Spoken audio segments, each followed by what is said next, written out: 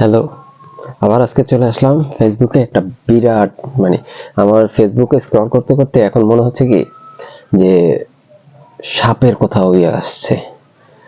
আমি বরাবরই সাপ নিয়ে একটু কিউরিওসিটি আছে আমার, আমি অনেক সাপ নিয়ে ঘাটাঘাটি করি। তো এই জন্য হয়তো আমার প্রোফাইলে বেশি কিনা আমি বুঝতে পারতেছি না, সাপ সাপ সাপ সাপ, রাসেল ভাইপার পুরা, তো রাসেল ভাইপার পুরা ভাইরাল। তো এত ভাইরাল হওয়ার কিছু নাই আসলে। রাসেল ভাইপার আহামরি কোনো সাপ না। রাসেল ভাইপারের থেকে অনেক বেশি বিষাক্ত সাপ আমাদের বাংলাদেশে আছে এবং বেশি আছে। তো অবশ্যই আমরা কি বলে এই সাবধানতা অবলম্বন করব, কিন্তু এটাকে ভয় পাবো না। ভয় পাইলে আমরা সাপ, জানেন কিনা জানি না, সাপ কামড়াইলে বেশিরভাগ মানুষই কিন্তু, বেশিরভাগ, আমি যতটুকু জানি বেশিরভাগ মানুষ সাপে কামড়ের পর ভয়ে স্ট্রোক করে মারা যায়, ভয়ে স্ট্রোক করে মারা যায়। তো আর এটা যদি আমি অ্যাডভান্স ভয় ঢুকাই দিই যে এটা নাই ওটা নাই, কিছু কিছু মানুষের মুখে আর কিছু কিছু পেজে কিছু কিছু নিউজে যা দেখতেছি, আল্লাহ, রাসেল ভাইপারের নাকি সবচেয়ে বেশি বিষাক্ত সাপ, সবচেয়ে বেশি অ্যাগ্রেসিভ সাপ। রাসেল ভাইপারের নাকি কোনো অ্যান্টিভেনম নাই। রাসেল ভাইপার মারতে পারলে 50,00,000 টাকা, সরি 50,000 টাকা পুরস্কার, বিভিন্ন কিছু দেখলাম সারাদিনে আমার ফেসবুকে। আসলে রাসেল ভাইপার এমন কিছু না। 17 দশকে রাসেল ভাইপার আবিষ্কার করেছে হচ্ছে, আমি যতটুকু জানি, পেট্রিক রাসেল নামের একজন বৈজ্ঞানিক। তো 18 দশকে হচ্ছে বিজ্ঞানীরা এটার নাম দেয়া হয়েছে রাসেল ভাইপার। এটা যেহেতু ভাইপার গোষ্ঠীর সাপ, তো এটাকে রাসেল ভাইপার দেয়া হয় নাম। আর আপনারা যাই না, মানে ভালো লাগবে আপনার কাছে, কারণ এটা হচ্ছে বিশ্বের 30টা অ্যাগ্রেসিভ সাপের ভিতর বা ভয়ঙ্কর সাপের ভিতর এটা 30 জনের ভিতরেও নাই রাসেল ভাইপার। এর থেকে বেশি, এর থেকে অনেক আগে আছে হচ্ছে আমাদের যেটা অ্যাভেলেবেল দেখা যাচ্ছে হচ্ছে কেউটে, তারপরে হচ্ছে গোখরা, এটা ওরাও আগে আছে।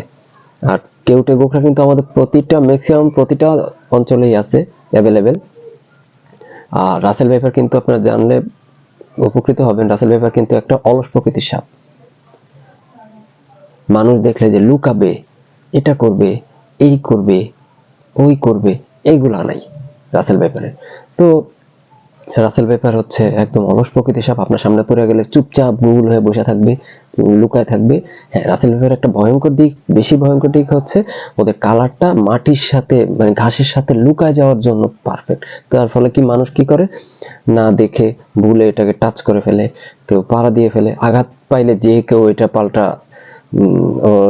করবেই, রিয়েক্ট করবেই। তো এটা রাসেল ভাইপার হোক আর দোরা সাপ হোক, সবাই রিপিট কামড় দিবেই। তো আর রাসেল ভাইপারের বিষটা হচ্ছে হিমোটক্সিন। তো হিমোটক্সিন বিষে সবাই আমাদের রক্ত জমাট বাঁধতে দেয় না, আর আমাদের কিডনি ফেলিওর হয়ে যায়। এবং রাসেল ভাইপারের কিন্তু আছে, আপনার অ্যান্টিভেনম আছে আমাদের দেশে, এবং অ্যান্টিভেনম বেশিরভাগ আপনি যদি কামড় দেয় রাসেল ভাইপার, আপনাকে করবে, আপনাকে অবশ্যই সাথে সাথে কোনো ওঝার কাছে যাওয়া যাবে না, সাথে সাথে হসপিটাল নিলে 90% পর্যন্ত আপনাকে সুস্থ হওয়ার পসিবিলিটি আছে। গতকালকে এক পেজে দেখলাম হচ্ছে 80% আর 90% হচ্ছে মারা যাওয়ার পসিবিলিটি নাকি রাসেল ভাইপার কামড় দিলে। আসলে পুরোপুরি মিথ্যা।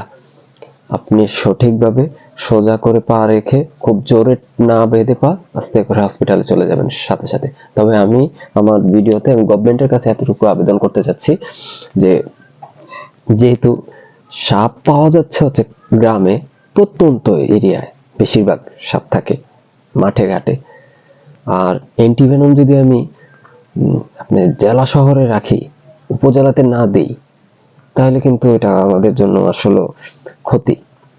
সাপ যেখানে পাওয়া যাবে আমার মতে হচ্ছে অ্যান্টিভেনমটা সেখানে পাওয়া যাওয়া উচিত, এবং সেটা প্রপার ব্যবহার প্রয়োগ করার মতো দক্ষ লোক ওইখানে থাকা উচিত। তো আমরা যেহেতু এখন রাসেল ভাইপার নিয়ে অনেক কথা হচ্ছে, অনেক শুনতেছি, তা আমরা সরকারের কাছে এটা আবেদন করতে পারি যে আপনারা এই রাসেল ভাইপারের এই আগ্রাসনের ভাব থেকে বা ফেসবুকের যে ভাইরাল হওয়ার ভাব থেকে আপনারা সতর্কতা অবলম্বন করবেন। অবশ্যই আমাদের সতর্কতা অবলম্বন করতে হবে, ভয় না, ভয় পাইলেই শেষ আমরা। তো ভয়ের কিচ্ছু নাই। আমরা যারা গ্রামে ক্ষেত খামারে বেশি কাজ করি, তো তাদের জন্য আমরা সতর্কতা অবলম্বন করব অবশ্যই।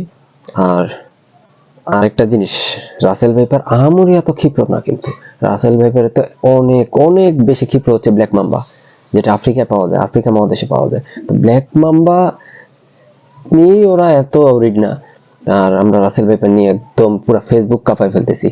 তো মানুষকে ভয় দেখাবো না অবশ্যই। রাসেল ভাইপারের চিকিৎসা আছে। আমরা যদি আমাদের সাপে কাটেও, আমরা সাথে সাথে হসপিটালে চলে যাব, চোখ বন্ধ করে হসপিটালে চলে যাব, এবং ডাক্তারকে যদি সম্ভব হয় কি টাইপের সাপকে কাটছে আমাদের, যেটা আমরা ডাক্তারকে বোঝানোর চেষ্টা করব। তাহলে ডাক্তারের চিকিৎসা করতে আপনার অনেক সহজ হয়ে যায়। তো আমরা আসলে কোনোভাবেই আমাদের ফেসবুক সাপময় ফেসবুক চাচ্ছি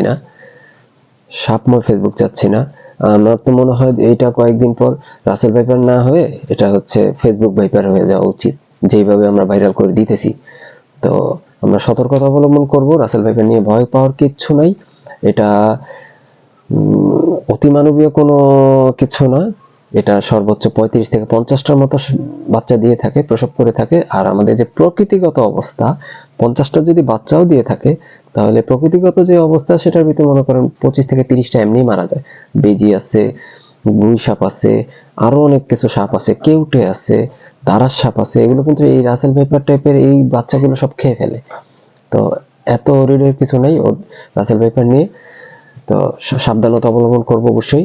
এই নিয়ে আজকে রাসেল ভাইপার নিয়ে অন্তত আজকে ভিডিওটা এতটুকুই। যদি ভালো লাগে কমেন্টস করবেন। আল্লাহ হাফেজ।